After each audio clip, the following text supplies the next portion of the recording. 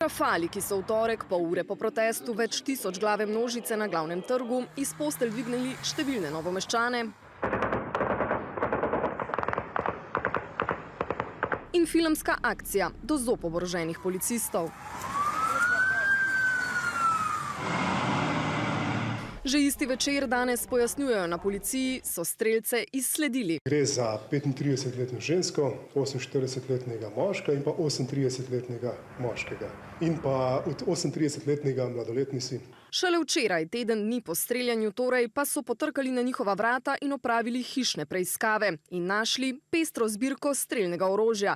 Avtomatsko puško M70, jurišno puško, ki je v Sloveniji za civiliste strogo prepovedana, pa 3 pištole, naštevajo na policiji. Ena izmed njih je imela celo nameščen dušilec, šiberna puška z nameščeno optiko, potem pa tudi 776 kosov različnega streliva.